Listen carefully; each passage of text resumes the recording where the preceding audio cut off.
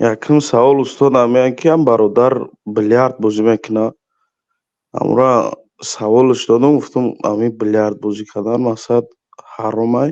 Дар ҷавоб гуфт ки мисол трак мефорад, гуфт мисол мошин мефорад ҳай кинӣ, гуфт мерай, гуфт суми ҳам мошина метӣ, гуфт ҳай мекунӣ. Ҳамин бильярд бозиам гуфт ранги ҳамун дохил мешавад, гуфт суми мисол вахтшам метӣ, гуфт бозӣ мекунӣ. Ҳамира чӣ хеле устодиҳои худаш дар фатво ёфтае намедонам. Амира бояд ду савол дига дорум устод, амира аввал ҷавоб диҳем. قیاس مع الفارق میگوین نامشه. قیاس از چیزی که فرق دارد، یعنی ماشین به بیلیارد قیاس کردن این قیاسی، یعنی که نمیگوییم گپی سخت، این قیاسی نادرست است. ماشین های کردن و حاجت دارید و ماشین میشینید، فرزندتون رفته از باغچه گیرون میبید مثلا، یا به مکتب میبرید یا به مسجد میرید، با ماشینتون بر میگردید به خانهتون، اون خدمت میکنن برای شما، شاید کراکشی میکنید، شاید بارتون رو میبردارد. و بیلیارد برای شما چیکار میکند؟ او بازی رو به کار به ماشین انسان حاجت دارد، به بیلیارد حاجت ندارد. او یک شهوت است، یک خواهش نفس است، او یک بازی هست. بهترین بازی این اسب سوار شدن است که تمام بدنها هم این ورزش است و هم طبابت است و برای بدن هم به نهایت فایده دارد. این بیلیارد و این بازی ها ضرر دارد و آب بازی کردن، مثلا شنا کردن، بازی فایده ناک است. همین بازی های کامپیوتری که مردم بچه های امروز عادت کردند و دیگه وابسته از همین بازی ها شدن، این بازی های هم ضرر بسیار داره به اعصاب، به سلامتی کودکان. برای آنکه تلفن در رو بروش، در نزدیکیش همیشه 10 ساعت 5 ساعت بازی میکند، عصب کودکان رو خراب میکند. اون بازی هایی که پیشتر جوانای پیش از اینترنت میکردن، اون بازی ها فایده دارد. دویدن و بازی کردن و حتی فوتبال باشدم، اقلا یک انسان میدود و خونهایش در حرکت است. بله این بازی رو به ماشین های کردن قیاس کردن نمیشد. ما گفتیم که بیلیارد بازی کردن بدون پول، بدون قمار، فقط خودش مکروه است. اینم اگر حساب نماز و حساب عبادت باشد بعد حرام میشد. بله.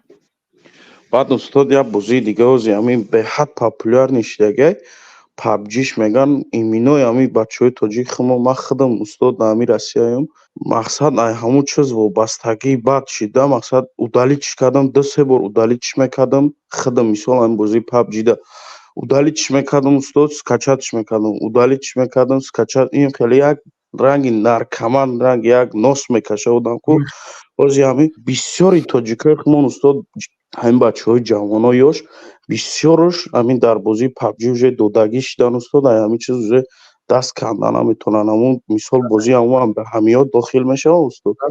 این بازی حرام است. بازی که شما ذکر کردید این حرام است. بله از این خیلی بازی هایی که انسان وابسته میکنند، غلام خود میکند، مانند نارکوتیک خیلی که گفتید. از این بازی ها حذر کنید، پیش راه خودتون گیرید. اگه دینتان هم دنیاتان هم میسوزد، مشغولی به همون بازی وابسته همون بازی میشه. بعد به مود فیلم هایی که کودکانتان میبیند به آنها هم اهمیت دهید. بعضی کشورها همین خیلی نوعی مولتیک ها رو منع کردند، برای آنکه غالبا اگر کودک شما مولتیک بیند شما اهمیت نمیتید، یا میبینید که مولتیک دیسته است اهمیت نمیتید. علل خصوص بعضی ها کودک به همین راهی خاموش کردن یاد گرفتن، به دستش تلفن میتین دیگه خاموش 10 ساعت خواهید و خاموش میستد، پدر و مادر بیملا دیگه کاراش میکنند.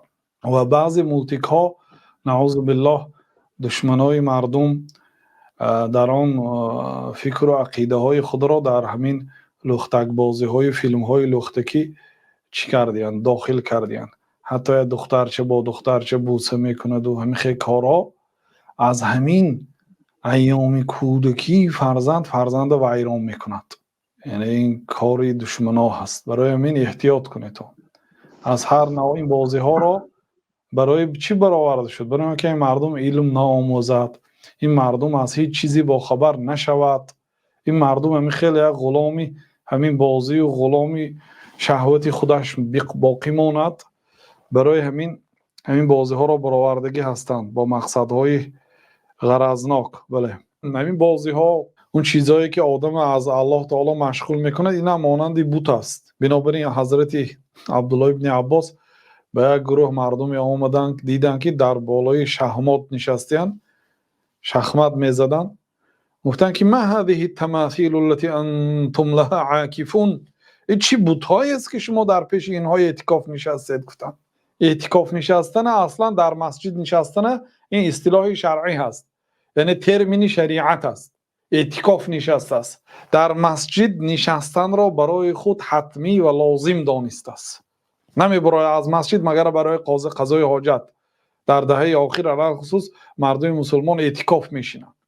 ابن عباس گفتن که چی بت‌هایی است که شما در پیش اینها اعتکاف شدید؟ گفتن اگر به دو شهامت باز اگر نگاه کنید، چندین ساعت ها شهامت بازی میکنن و در همون نزد بت‌ها اون هیکلچه ها دارد که اینخه سراشون خم میستن، همسر و زن و فرزند و دین و دنیای و مال و ملک همش ترک کردگی آمدین در روی همین بت‌ها میخه سری خم میشینن فقط. بنابراین ابن عباس میگه این چی بت‌هایی است که شما در پیش این بت‌ها اعتکاف شدید؟